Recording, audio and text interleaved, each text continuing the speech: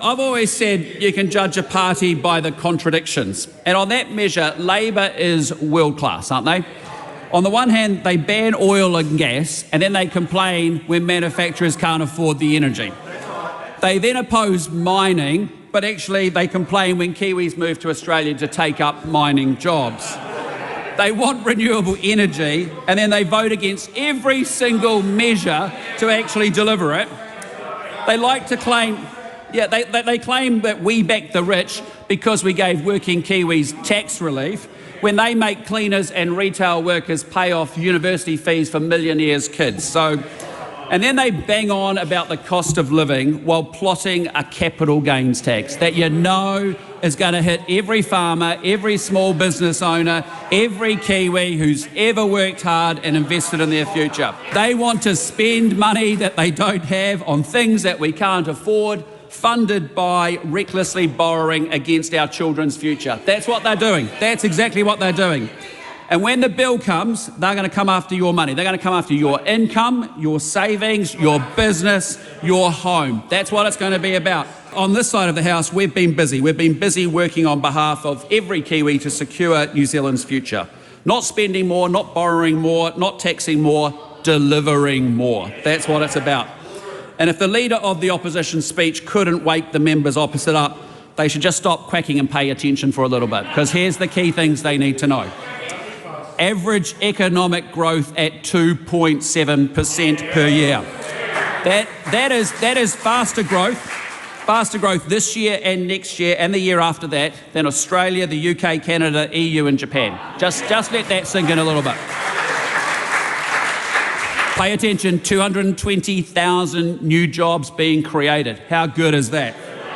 Wages growing faster than inflation, and that's how Kiwis actually get ahead, so they can actually do more with their hard-earned cash.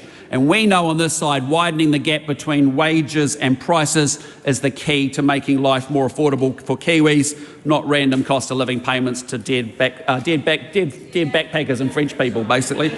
I know the members love to talk up other countries and talk down New Zealand, and you heard it again today, but here are the facts, and they're not going to like hearing this, and sometimes the media doesn't like hearing this either.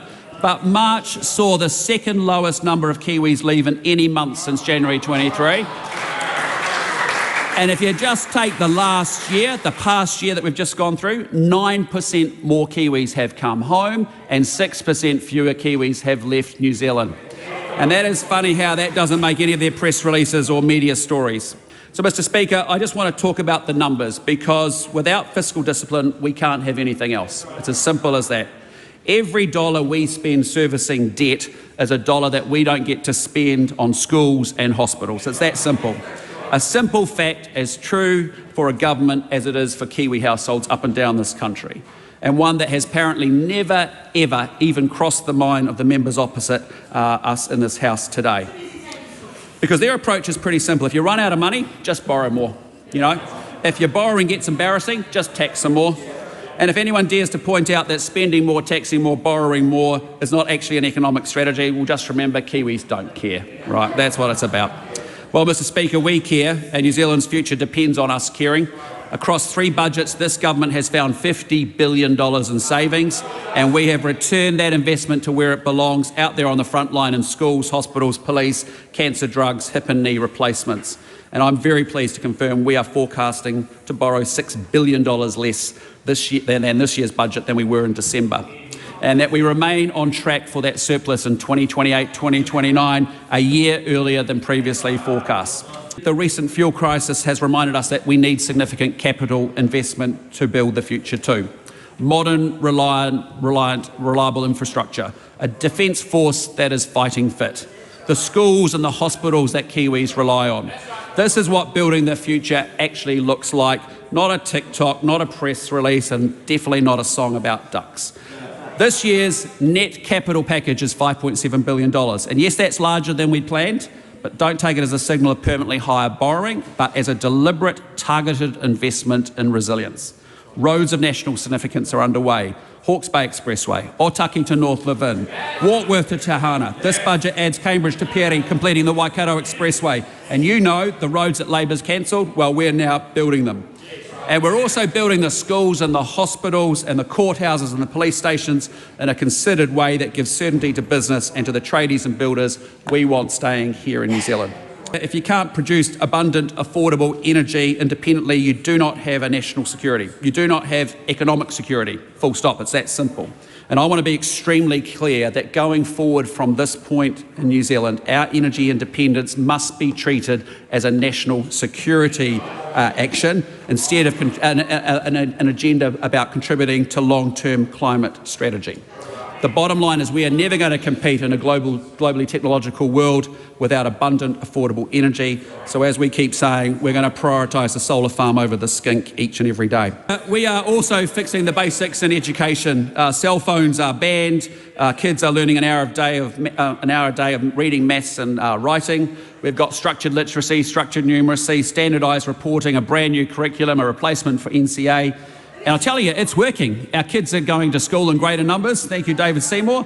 Our maths acceleration programs are working, and we're seeing big improvements amongst our Year 6 students in particular.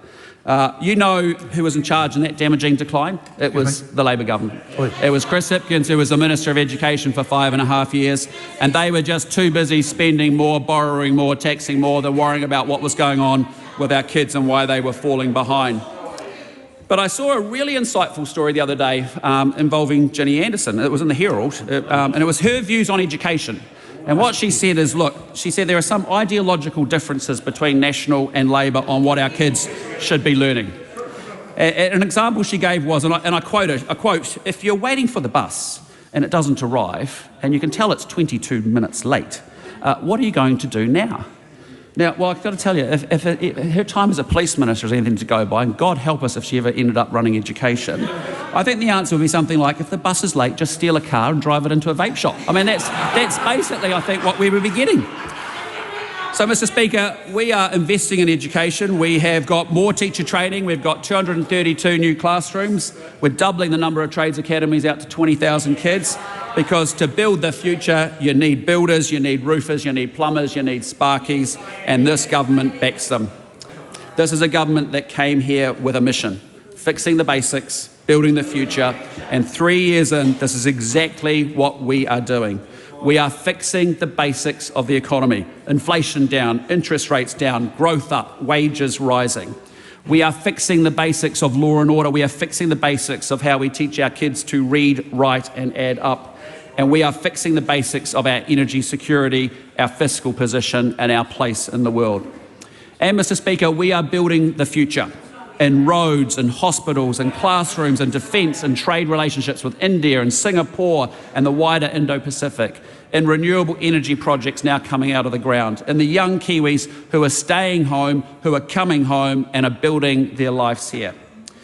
I've said it before, but our inheritance from what I call the greatest generation, those who built the peace after World War II and the rules-based order that followed, is not guaranteed. As I've said before, it must be chosen, it must be worked for by every generation. Budget 2026 makes that choice. It's a responsible choice, a courageous choice, a choice to secure our future, not by spending more, borrowing more and taxing more, but by building something that lasts. Mr. Speaker, I commend Budget 2026 to the House. We are fixing the basics and building the future to secure New Zealand's future.